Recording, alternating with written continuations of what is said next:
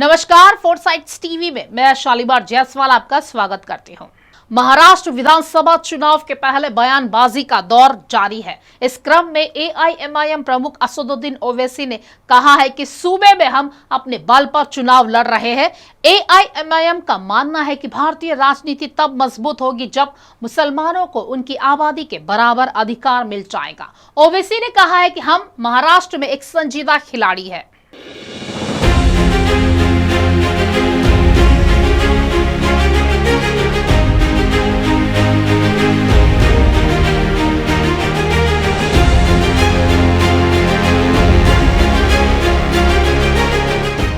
हैदराबाद के सांसद असदुद्दीन ओवैसी की पार्टी एआईएमआईएम महाराष्ट्र के विधानसभा चुनाव में 16 सीटों पर चुनाव लड़ रही है।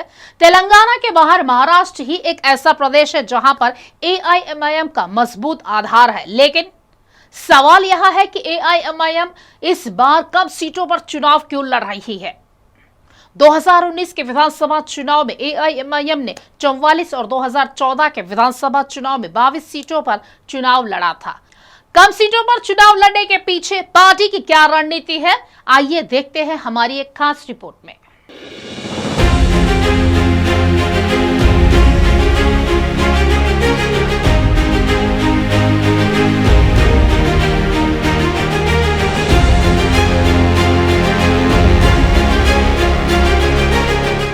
तेलंगाना से बाहर निकलकर एआईएमआईएम ने उत्तर प्रदेश, बिहार, मध्य प्रदेश, गुजरात, पश्चिम बंगाल सहित कई राज्यों में चुनाव लड़ा, लेकिन वहां उसे उम्मीद के मुताबिक कामयाबी नहीं मिल सकी। महाराष्ट्र के विधानसभा चुनाव में एआईएमआईएम ने बहुत कोशिश की थी कि उसे महाविकास आघाड़ी एमवीए गठबंधन में शामिल कर लिया जाए, लेकिन शायद कांग्रेस और एमवीए के बाकी राजनीतिक दल इसके लिए तैयार नहीं थे।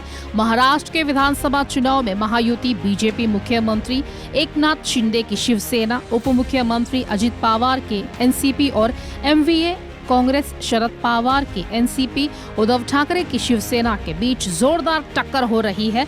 ऐसे में एआईएमआईएम के 16 सीटों पर लड़ने से महायुति को फायदा होगा या एमवीए को नुकसान होगा, इस पर एक अलग राजनीतिक बहस महाराष्ट्र की राजनीति में चल रही है। मैं ये कहा कि वक्फ यूजर खत्म करके मुसलमानों की जायदादों को, मस्जिदों को, खानकाहों को, दरगाहों को, मस्जिदों को, कब्रस्तानों को छीनने की साजिश हो रही है, तो लोग मेरी बात का यकीन नहीं कर रहे थे।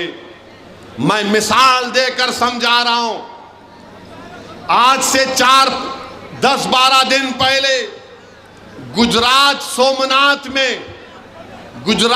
सोमनाथ में एक दरगाह शरीफ है। दरगाह का नाम है हाजी मंगरोली शाह। ये 1200 साल पुरानी दरगाह है और वहां पर हजरत माई पीर की मस्जिद है।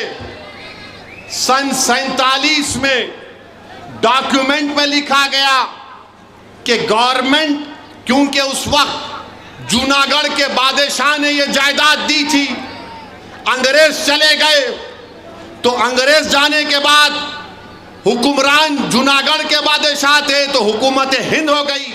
एआईएमआईएम को उम्मीद है कि वह विधानसभा चुनाव में 5 से 7 सीटें जीत सकती है। सूत्रों के मुताबिक महाराष्ट्र एआईएमआईएम के अध्यक्ष और औरंगाबाद के पूर्व सांसद इम्तियाज जलील ने कहा, हमारे पास टिकटों के लिए 230 आवेदन आए थे, लेकिन हमने फैसला किया है कि हमें सिर्फ उन सीटों पर ध्यान देना चाहिए जिन पर हम जीत दर्ज कर सकते हैं।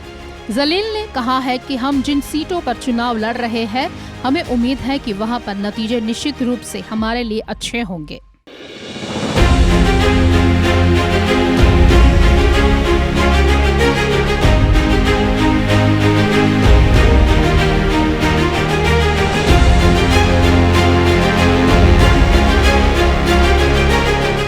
जलील ने कहा है कि ऐसी संभावना है चुनाव में किसी को भी स्पष्ट बहुमत नहीं मिलेगा। ऐसे में जिस पार्टी के पास 5 से 7 विधायक होंगे वह किंग मेकर बन जाएगी।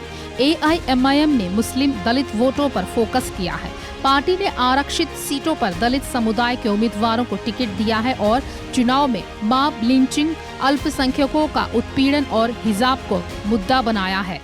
मैंने अपनी तकरीर में कहा था कि जब तुम्हारे बाप दादाओं की कब्रों को मिस्मार कर दिया जाएगा तब तुमको तकलीफ होगी। आज हम देख रहे हैं कि सोमनाथ में हाजी मंगरोल शाह की 1200 साल की दरगाह को, जबकि सुप्रीम कोर्ट ने फैसला दिया था कि किसी भी जगह पर डेमोलिशन नहीं होगा, मगर उसकी खिलाफ वर्जी कर दी गई। ये वक्फ का बिल जो मोदी ला रहे हैं, वक्फ यूजर खत्म करके मस्जिदों को, अब आपसे जाकर अगर कोई पूछेगा कि दिल्ली की जामा मस्जिद का कागज लाओ, दिल्ली की जामा मस्जिद का कागज कहां से मिलेगा? पार्लियामेंट के सामने मस्जिद है, उसका कागज नहीं मिलेगा। हैदराबाद की मक्का मस्जिद है, उसका कागज नहीं मिलेगा। तो मोदी चाहते हैं कि जिस तरह गुजरात में 1200 साल पुरानी हाजी मंगरोल शाह की दरगाह को शहीद कर दिया गया, मिसमार कर दिया गया मस्जिदों के साथ, वही हाल पूरे भारत में अगर ये बिल कानून बनता है तो करना चाहते हैं। AIMIM पर कांग्रेस सहित अन्य विपक्षी दल आरोप लगाते हैं कि वह बीजेपी की बी टीम है और उनके चुनाव मैदान में उतरने से अल्पसंख्यक वोटों का बंटवारा होता है और इस बंटवारे से सीधा फायदा बीजेपी को होता है।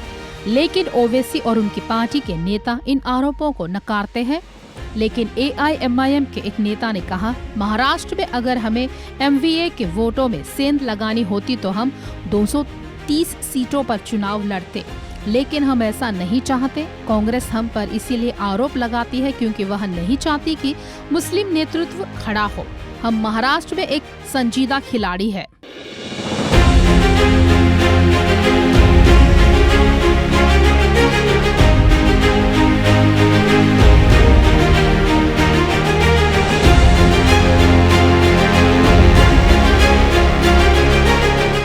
खास खबरों के लिए जुड़े रहिए हमसे, देखते रहिए फोरसाइट्स टीवी।